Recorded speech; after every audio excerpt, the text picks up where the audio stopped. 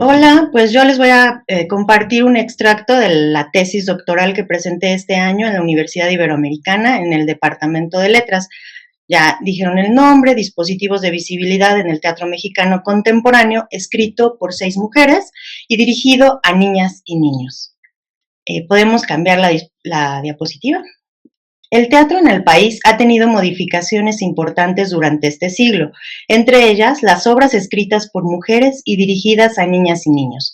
Destaca el tratamiento del conflicto teatral mediante dispositivos de visibilidad recurrentes en la obra de estas 6 dramaturgas. Lo anterior, entre otros elementos, ha ido perfilando un estilo en el arte escénico nacional, como lo aseguró la creadora Perla Schumacher.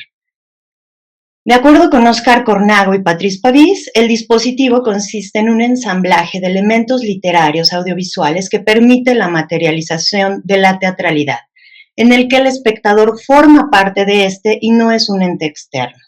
Entonces, considero que dentro de este gran dispositivo teatral subyacen dispositivos escénicos o, como Jacques Rancière los denomina, dispositivos de visibilidad, que determinan de qué manera se poetiza el conflicto teatral en escena, esto es, qué recursos y qué estrategias literarias y visuales son necesarias para mostrar, en especial, poéticamente escenas descarnadas y lograr que aquel que contempla se afecte o participe. Cambiamos la diapositiva, por favor. En el trabajo de las 6 creadoras que abordo se aprecian dispositivos de visibilidad que enmarcan aquello que escuchan de las infancias con las que conviven dentro y fuera de los escenarios, en talleres, seminarios, conferencias, entre otros. Por lo anterior, en coincidencia, las 6 artistas incluyen en sus partituras las necesidades, los sueños, los miedos de las niñas y los niños que provienen de diferentes contextos del país, sobre todo aquellas infancias vulneradas en sus derechos, representaciones de niñas y niños víctimas y victimarios de la guerra, que migran solos, abusados física, sexual y psicológicamente, donantes y donatarios de órganos, entre otros. Cambiamos la diapositiva, por favor. 4 dispositivos de visibilidad en el teatro para pequeñas audiencias frecuentes en el trabajo de estas autoras son los siguientes: el mundo onírico, la poética de las aves, el ensamblaje de objetos que penden y los seres fantásticos transicionales. Cambiamos la diapositiva. En el teatro contemporáneo se ha ido desvaneciendo la función didáctica o el realismo moral de las obras para dar lugar a los miedos, las dudas y los intereses de los protagonistas infantiles sustentados en infancias mexicanas.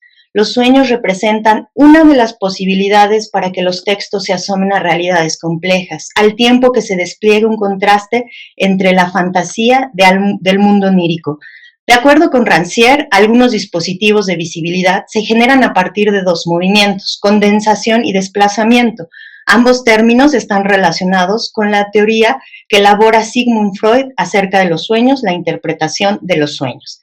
La teoría psicoanalítica explica que los sueños de los niños, por lo general, constituyen represiones, deseos no cumplidos que se desplazan o condensan en uno o varios personajes en los sueños.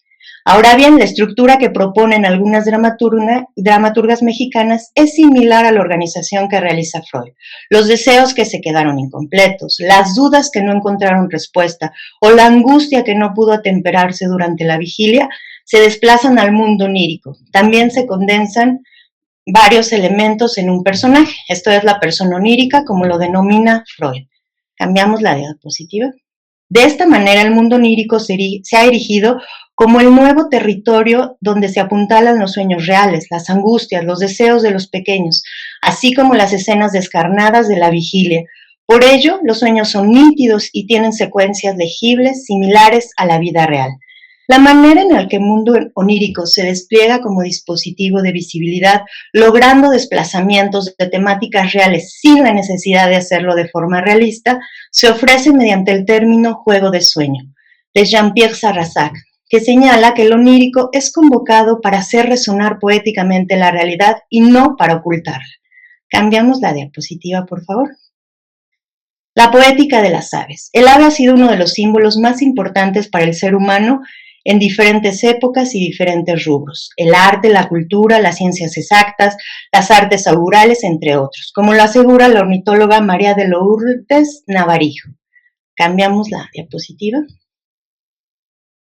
El simbolismo de las aves ha dado origen a una metáfora frecuente, el ave como alma humana. En función del teatro para públicos jóvenes, la representación del ave también ha tenido un desplazamiento, puesto que no solo encarna el alma de las niñas y los niños, sino que en el trabajo de las creadoras se apuntala como el medio desde el cual se da voz a diferentes infancias, incluso aquellas silenciadas en la ficción y en la vida real. Las aves permiten que los adultos reconozcan las representaciones de los pájaros desde su connotación en la tradición de la literatura infantil, al tiempo que las niñas y los niños advierten personajes parecidos a ellas y ellos, que expresan lo que les causa interés, miedo, emoción, enojo, tristeza, en especial en las obras sobre representaciones de infancias que viajan hacia Estados Unidos sin la compañía de otro adulto, o en las partituras sobre desaparición y migración forzada de menores. Cambiamos la...